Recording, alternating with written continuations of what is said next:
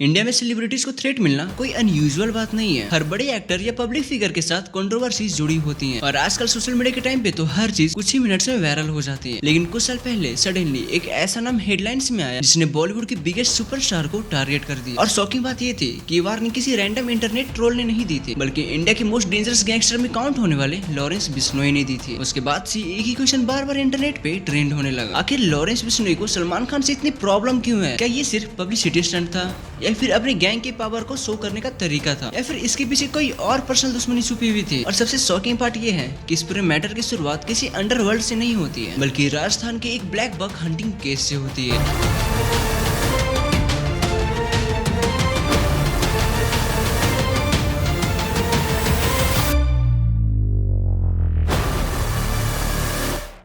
साल 1998 सलमान खान उस टाइम पे अपनी फिल्म हम साथ साथ हैं की शूटिंग के लिए राजस्थान में थे। इसी दौरान उनके ऊपर एक एलिगेशन लगा कि उन्होंने एलिजिडली एक ब्लैक बक का शिकार कर दिया है। ये केस उस वक्त काफी कंट्रोवर्शियल बना था, इवन मीडिया में भी काफी कवरेज हुई थी। लेकिन ऑनेस्टली बोले तो उस टाइम किसी को भी यही आइडिया नहीं था कि ये इंसिडेंट फ्यूचर में इतना बड़ा शेप लेगा। अब यहाँ एक इम्पोर्टेंट चीज समझना जरूरी है। ब्लैक बक यानी काला हिरन बिश्नोई समाज के लिए सिर्फ एक नॉर्मल जानवर नहीं होता। बिश्नोई समाज नॉर्मली नेचर और वाइल्ड लाइफ प्रोटेक्शन के लिए जाने जाते हैं और उनकी कम्युनिटी के बिलीफ्स में ब्लैक बक को काफी पवित्र माना जाता है। इसी वजह से सलमान खान का नाम जब इस केस में आया तो बिश्नोई समाज की कम्युनिटी में सलमान खान को लेकर के एंगर पैदा हो गई। और इसी पॉइंट पर इस केस में एंटर होता है लॉरेंस बिश्नोई।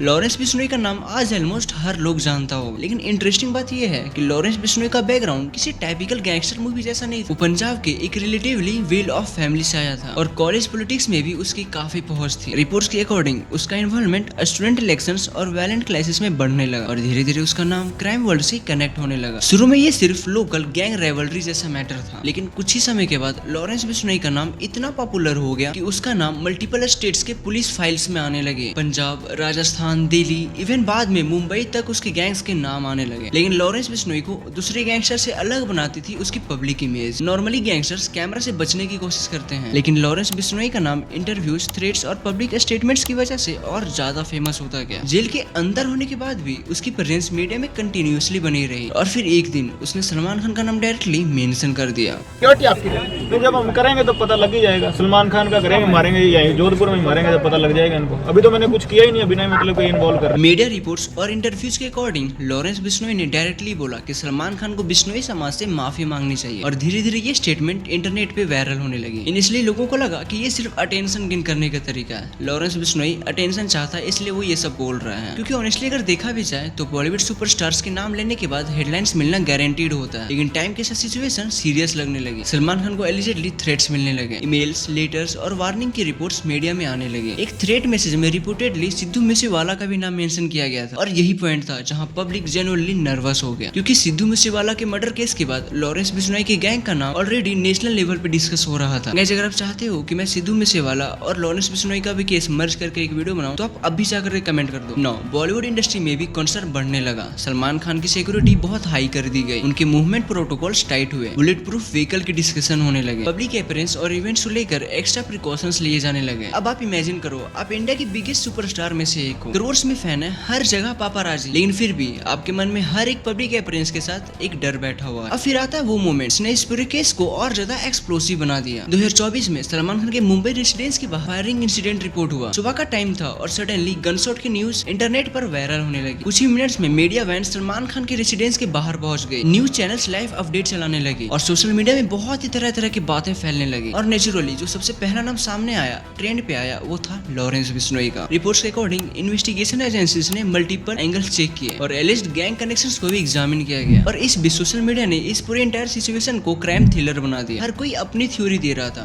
कुछ लोग तो इसे पावर शो बोल रहे थे और कुछ तो जेन्युइनली बिलीव कर रहे थे कि सलमान खान डेंजर में है। लेकिन अगर डीपली ऑब्जर्व करो तो ये केस सिर्फ एक गैंगस्टर और सुपरस्टार के नहीं थे, ये पावर का गेम था। एक साइड पर बॉलीवुड का सुपरस्टार था जिनका इन्फ्लुएंस डिकेड्स से इंडियन सिनेमा पे है, और दूसरी साइड पर एक गैंगस्टर था जिसका नाम फियर और ऑर्गेनाइज्ड क्राइम के साथ एसोसिएट किया जाता है। इन दोनों की दुनिया बिल्कुल अलग थी, लेकिन फिर भी एक ओल्ड कंट्रोवर्सी ने इन दोनों नेम को परमानेंटली कनेक्ट कर दिया। और ऑनेस्टली इसी वजह से ये स्टोरी इतनी फैसिनेटिंग बन जाती है, क्योंकि नॉर्मली गैंगस्टर लोग की लड़ाई आपस में होती है, गैंगस्टर लोगों के बीच में होती है, या तो बिजनेस को लेकर के, या तो पैसों को लेकर के, या फिर अपनी टेरिटरी को लेकर के। लेकिन यहाँ पूरा केस एक ओल्ड हंटिंग केस पे और एक कम्युनिटी सेंटिमेंट्स पे बेस्ड है। इसी अनयूजुअल एंगल ने पब्लिक क्यूरियोसिटी को और ज्यादा इंक्रीज कर दिया है। इंटरनेट कल्चर ने भी इस राइवलरी को मैसिव बना दिया। YouTube videos, Instagram edits, podcast, Twitter debates, हर जगह Salman Khan versus Lawrence Bishnoi discussion चलने लगा। कुछ लोग सलमान खान को विक्टिम बोल रहे थे, तो कुछ लॉरेंस बिश्नोई को पब्लिसिटी सीकर कह रहे थे, और कुछ लोग सिंपली इस पूरे मैटर को रियल लाइफ क्राइम थ्रिलर कहकर डिस्कस कर रहे थे। लेकिन एक डेंजरस चीज भी यहाँ नोटिस करने लायक है। सोशल मीडिया कभी कभी रियल क्रिमिनल्स को ऑलमोस्ट फिक्शनल एंटी हीरो बना देता है। स्टाइलिश एडिट्स, बैकग्राउंड म्यूजिक और वायरल क्लिप्स की वजह से लोग एक्चुअल क्राइम के सीरियसनेस को इग्नोर कर देते हैं। रियलिटी में ऑर्गेनाइज्ड क्राइम का इम्पैक्ट काफी वायलेंट और डिस्ट्रक्टिव होता है, जो सिर्फ हेडलाइंस में ग्लैमरस लगता है। इसी बीच सलमान खान ने इस टॉपिक पे बहुत कम रिएक्शन दिए। वो मोस्टली अपने वर्क्स और अपीयरेंस पर फोकस करते दिखे, लेकिन media reports continuously security concerns और थ्रेट्स को हाईलाइट करती रही। और शायद इसी साइलेंस ने भी पब्लिक क्यूरियोसिटी को और ज्यादा इंक्रीज कर दिया, क्योंकि जब एक सुपरस्टार ओपनली कुछ नहीं बोलता तो लोग और ज्यादा केस में स्पेकुलेट करने लगते हैं। आज भी ये मैटर कंप्लीटली खत्म नहीं हुआ है। हर कुछ मंथ्स में कोई ना कोई अपडेट, थ्रेड रिपोर्ट या सोशल मीडिया डिस्कशन इस टॉपिक को ट्रेंड में ले ही आता है। और शायद इसी वजह से Salman Khan versus Lawrence Bishnoi India की most talked about crime stories में से एक बन चुकी है। एक तरफ स्टारडम,